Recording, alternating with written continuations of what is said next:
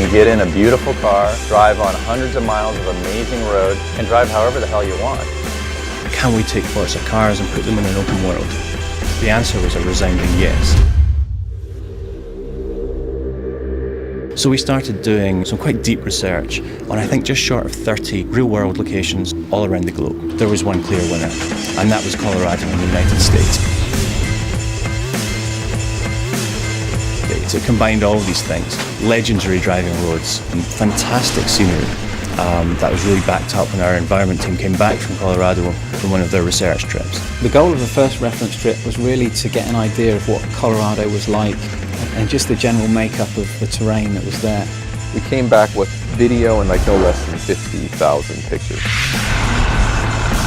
Our goal always was to build our own take on Colorado.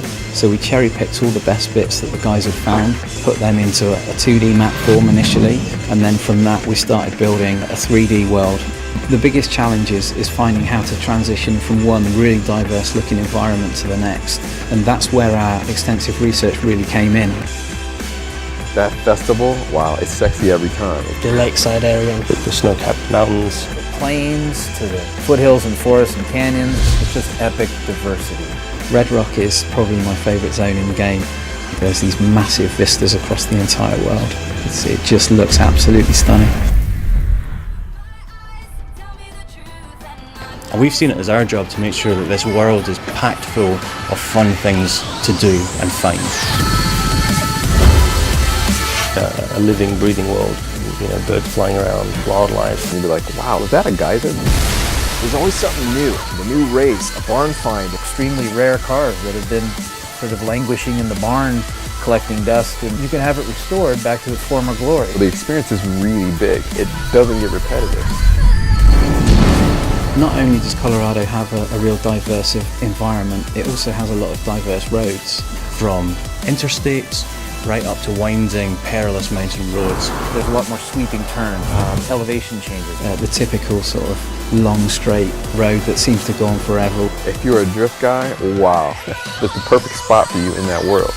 It really has the full diversity of driving experiences. The really cool thing about the AI is the festival drivers which you encounter out on the roads of Colorado as well. These are other drivers like you who are just hooligans. They're out there tearing the roads up. You catch a Koenigsegg or something, you're like, okay, I'm going to beat this guy this time. And you hit X to challenge that guy, that route pops up, you have no idea where it's going to be. It's different every time. You can go right, you can go left. You might have seen a shortcut, and the AI will take those shortcuts as well. You miss a turn and hit a dirt road and smash through a fence and come flying out the other side and suddenly be ahead of the guy that you were behind. You really don't know what to expect. It's kind of like discovering your cars all over again. Falling in love with the same car you may have enjoyed in Forza Motorsport 4 is an entirely different beast out on the open highway.